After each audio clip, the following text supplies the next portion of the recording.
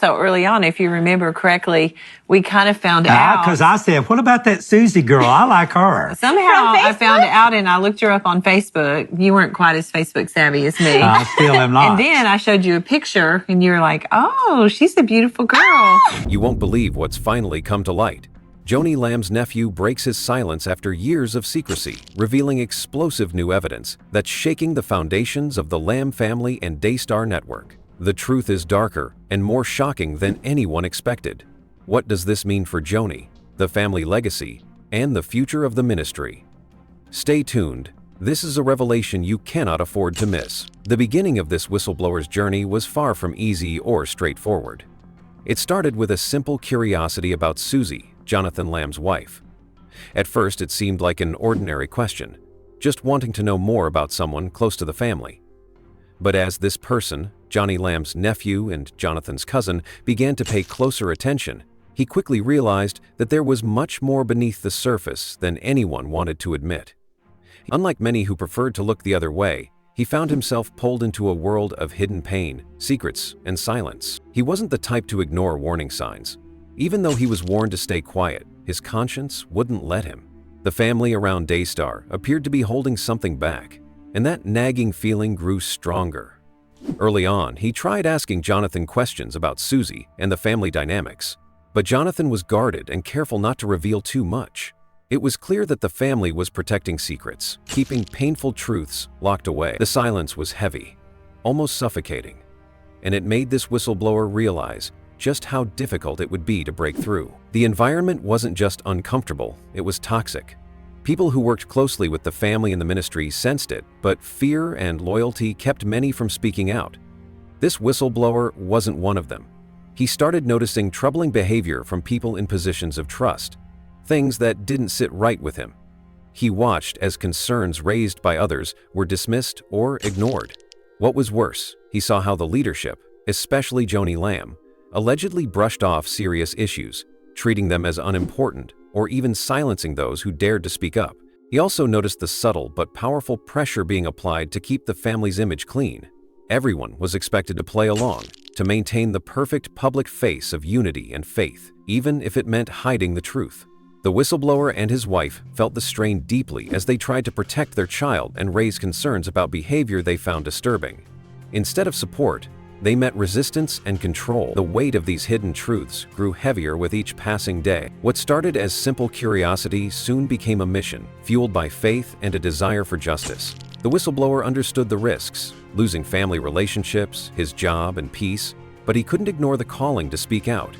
His journey into uncovering the hidden truths behind Daystar was not just about exposing wrongdoing. It was about standing up for the vulnerable and breaking the silence that had allowed pain to continue unchecked. It was the first step in a long and painful fight for truth and healing within a family and ministry that many had once admired without question. The story of disturbing incidents within the Daystar family and ministry is one that reveals how serious problems can fester when leadership chooses denial over action. What started as subtle, uneasy feelings about certain behaviors soon spiraled into a series of troubling events that no one could ignore. Yet the response from those at the top, particularly Joni Lamb, was not one of concern and protection, but of dismissal, control, and dangerous silence. This refusal to face the truth head-on turned what could have been a moment for healing into a prolonged crisis filled with pain and betrayal. It began with small warning signs. People close to the family and ministry started noticing unusual and inappropriate behavior from a chiropractor employed by Daystar. This was no ordinary employee. He was someone who had access to family members and staff, working closely with many of them. At first, the concerns were subtle: awkward comments, uncomfortable moments during treatment sessions, and a growing sense that something was not right. But as time went on, the behavior escalated. The chiropractor began making inappropriate remarks about women's bodies and even attempted to extend invitations that made people feel uneasy and threatened their sense of safety. When these incidents were brought to leadership's attention, the reaction was shocking, not for the action taken, but for the dangerous inaction. According to whistleblowers, Joni Lamb, the co-founder and a key figure in Daystar, was informed about these red flags but chose to minimize them. Instead of launching investigations or protecting the victims, she waved off concerns, treating serious allegations as trivial or simply misunderstandings. This dismissal wasn't just a failure of leadership, It was a betrayal of the trust placed in her by those who looked to Daystar as a safe haven of faith and support. The consequences of this denial were devastating. The inappropriate behavior of the chiropractor did not stop, it worsened. Meanwhile, those who tried to speak out or set boundaries faced intimidation and manipulation. Whistleblowers described a pattern of control that extended beyond the immediate issues. They faced pressure to conform, to silence their concerns, and to maintain the family's perfect public image at all costs. One couple in particular felt the brunt of this pressure when they tried to protect their child from a family member whose behavior was deeply unsettling. Their concerns were met not with support, but with accusations and attempts to undermine their credibility. Joni Lamb allegedly orchestrated private meetings to question their motives, and even encouraged other family members to distance themselves from the couple. The family's internal politics became a weapon used against those who sought to stand up for what was right. The couple was urged to submit to counseling that seemed less about healing and more about controlling the narrative and breaking their resolve. Even when blatant warning signs appeared, such as a family member lingering near a baby's sleeping area in the dark, or following a mother into a private room during a diaper change, those concerns were dismissed. The leadership offered explanations that made little sense and failed to address the core issue: the safety and well-being of vulnerable family members. Instead, the focus remained on preserving family unity and the ministry's reputation, often at the expense of truth and justice. This pattern of denial extended beyond individual incidents. It created a toxic environment within the ministry and family, where fear and silence reigned. Employees and relatives learned that speaking out could lead to isolation, career risks, or even threats to their jobs. Many chose to stay silent, watching in anguish as harm continued unchecked. The toxic atmosphere wasn't limited to a few. It permeated the culture, poisoning relationships and damaging faith. The emotional toll on those caught in this web was immense. Whistleblowers spoke of deep heartbreak, feeling betrayed by a family and leadership they once trusted. The conflict between loyalty to family and the moral imperative to protect the vulnerable created unbearable tension. They struggled with their faith as they watched the ministry, which was supposed to embody Christian values, fail to act with compassion and justice. Yet, despite the overwhelming pressure, some found strength in their convictions. They refused to be silenced, knowing that the truth was too important to bury. Their courage has been a beacon for others suffering in silence, highlighting the urgent need for accountability and reform within Daystar. Their stories remind us that spiritual leadership carries immense responsibility, and when those in power turn away from their duty, the consequences can be catastrophic. The troubling incidents and leadership's dangerous denial have sparked important conversations about spiritual abuse, accountability, and the need for transparency in Christian ministries. This crisis challenges not only Daystar, but the broader faith community to reflect on how power is exercised and how victims are protected. It is a call to action, to break the cycle of silence and ensure that no one's pain is ignored or dismissed in the name of preserving image. In the end, the saga of Daystar's disturbing incidents and denial serves as a painful but necessary lesson. It reveals what can happen when faith and leadership lose sight of their true purpose: to serve, protect, and uplift. As the truth continues to emerge, the hope remains that healing and justice will follow, restoring trust and setting a new standard for integrity in ministry. The story of the toxic work environment at Daystar and the coordinated pressure campaign against those who dared to speak up is a deep, painful chapter that reveals how power and control can poison a community that once thrived on faith and hope. This wasn't just a case of a few bad days or misunderstandings. It was an ongoing pattern of intimidation, manipulation, and silence that wore down the very people who dedicated their lives to the ministry. The environment became so hostile that many who once believed in Daystar's mission found themselves trapped in a cycle of fear, isolation, and emotional exhaustion. It all started with small but significant signs of toxicity. Employees and family members began noticing an atmosphere filled with tension, fear, and unspoken rules. The leadership, particularly those close to Joni Lamb, reportedly created a culture where questioning or raising concerns was met with cold shoulders, subtle threats, or outright dismissal. People who tried to voice discomfort or report inappropriate behavior found their complaints minimized or ignored. Over time, this silence grew louder and heavier, crushing the hope of transparency and genuine care within the ministry. One of the earliest victims of this toxic culture was a young employee working in the marketing department. This person, who had initially loved their work, and felt a deep connection to the ministry's message, began to experience a growing sense of unease. The tension was often linked to Rachel Lamb's leadership in marketing, who reportedly fostered a stressful and unhealthy work environment. The employee shared how Rachel sometimes mocked family members publicly and how no one held her accountable for her behavior. Attempts to discuss these issues with Joni Lamb were quickly shut down, labeling the concerns as judgmental or unfounded. The employee eventually stepped down from their position due to the overwhelming stress, but stayed connected to the ministry by joining the prayer department, hoping for a more peaceful role. However, even there, the toxic undercurrents didn't disappear. The job interview for this position was unusual in itself, with Joni Lamb personally conducting the interview alongside other family members, including Suze's father and Jonathan. During the interview, Joni made it clear that the candidate was expected to publicly support Rachel on social media, a demand veiled as a test of a teachable heart. This expectation was kept secret from Rachel, showing a pattern of manipulation and control over employees' personal expression. As the new employee tried to navigate this environment, the situation escalated when they and their spouse began noticing inappropriate behavior from another family member. This individual exhibited strange, obsessive attention, including unsettling behavior around their baby, like following the mother into a private room for a diaper change or sitting quietly near the baby's sleeping area late at night. When concerns were raised to Joni, instead of addressing them seriously, she dismissed the behavior as a matter of different senses of humor and accused those raising alarms of creating division within the family. This dismissiveness sent a chilling message. Concerns about safety and boundaries were less important than preserving family unity and the ministry's image. The couple's attempt to distance themselves from the problematic family member led to a series of private meetings with Joni Lamb, often called on short notice during work hours. Initially, these meetings felt like attempts to help, but soon they revealed themselves as subtle interrogations and manipulations. Joni pressured the employee to view their spouse as the root cause of conflict, encouraging him to oppose his wife's concerns and submit to counseling arranged and controlled by Joni herself. Despite the couple's firm stance, refusing to compromise on their convictions or ignore red flags, they found themselves increasingly isolated. Joni allegedly orchestrated a coordinated campaign of influence within the family and ministry to turn others against them.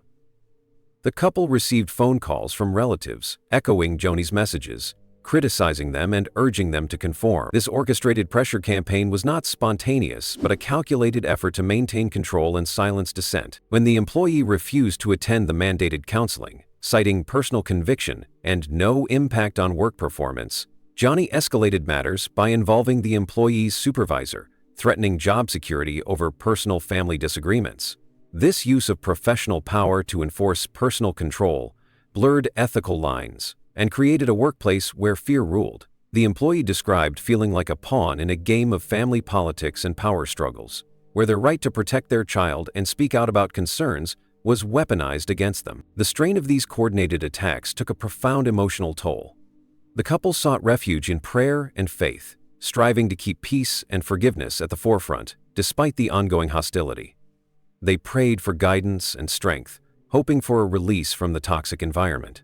Eventually, their prayers were answered when they decided to leave Daystar, even without a job lined up, trusting that God would provide. Their departure marked both an escape from a harmful situation and a painful severance from a ministry they once believed in deeply. For years, they had kept their experiences private, choosing forgiveness over confrontation and focusing on healing within their family.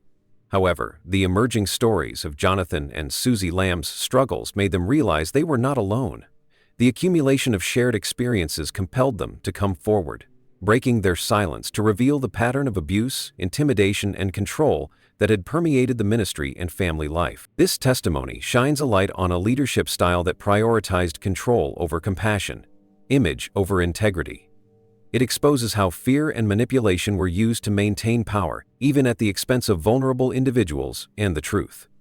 The toxic work environment was not an accident, but the result of deliberate choices made at the highest levels of Daystar's leadership. The ripple effects of this toxic culture extended beyond just a few individuals. It eroded trust, damaged relationships, and fractured what was once a close-knit community. Many employees and family members found themselves caught in the crossfire, forced to choose between loyalty to leadership and loyalty to their own consciences and well-being. Some left quietly, unable to bear the emotional strain. Others stayed, hoping for change that seemed slow or impossible. This coordinated pressure campaign and toxic atmosphere have sparked wider conversations within the Christian community about accountability, the abuse of power, and the need for transparency. It challenges ministries everywhere to examine their own cultures and leadership practices. The painful lessons from Daystar remind us that no organization, no matter how faith-driven, is immune to corruption or abuse when oversight and humility are lacking. Ultimately, the courage of those who spoke out against the toxic work environment and manipulation within Daystar is a testament to the power of truth and faith.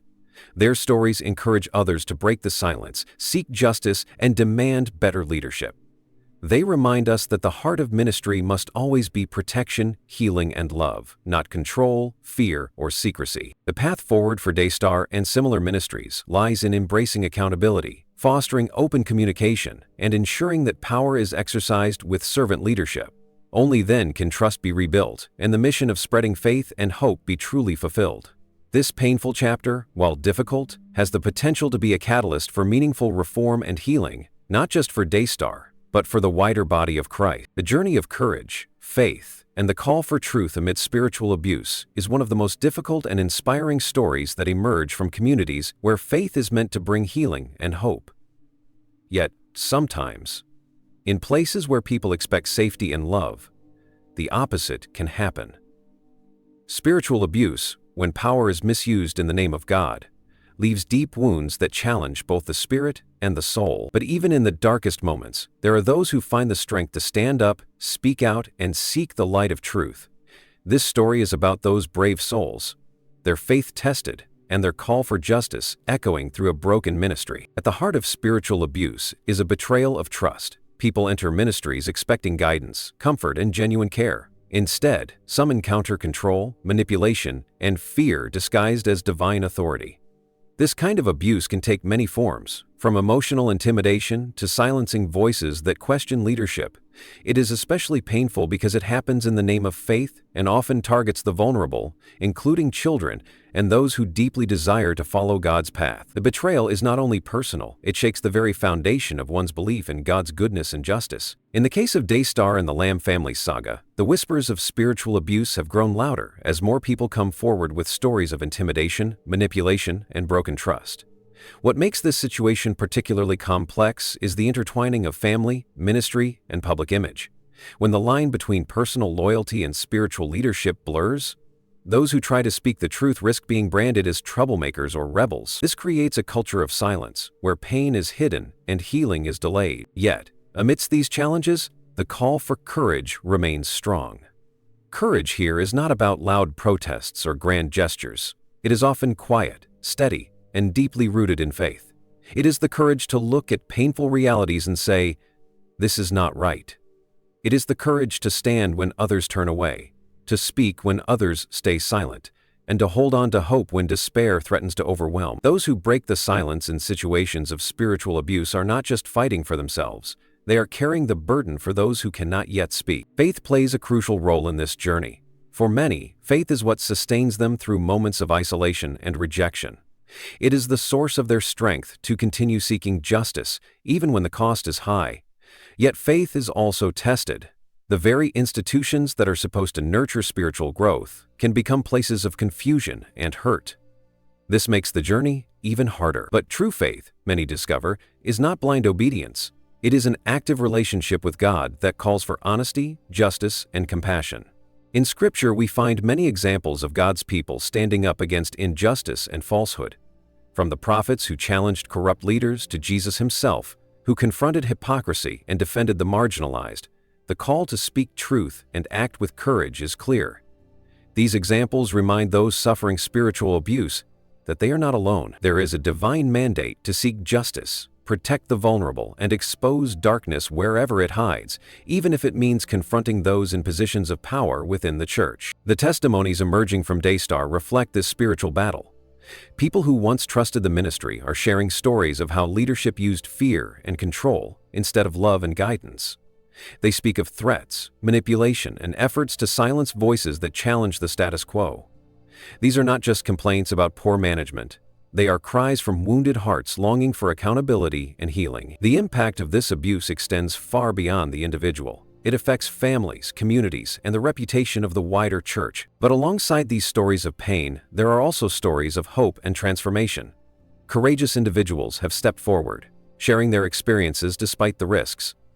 Their testimonies have sparked conversations within the Christian community about the realities of spiritual abuse and the urgent need for reform.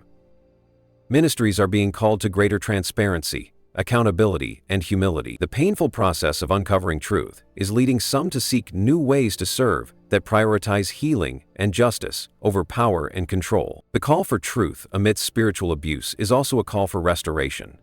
Healing requires acknowledging the wrongs, offering sincere repentance, and creating environments where safety and respect are guaranteed. This is not easy work. It requires leaders willing to listen, learn, and change. It requires communities willing to support survivors and hold abusers accountable. And it requires everyone to remember that at the center of ministry is the gospel of love, grace, and redemption. Faith in this context becomes both the foundation and the goal. It is the foundation that gives survivors strength and hope. It is the goal because the true mission of ministry is to reflect God's heart for justice and mercy. When faith is lived out in this way, spiritual abuse loses its power. The church becomes a place where the broken are made whole, the silenced are heard, and truth and love walk hand in hand. For those who have been hurt by spiritual abuse, the journey of courage and faith is ongoing. It is a daily choice to trust God, to seek truth, and to hold on to hope. It is also a journey that calls on the wider church to stand in solidarity, to listen deeply, and to work tirelessly for change.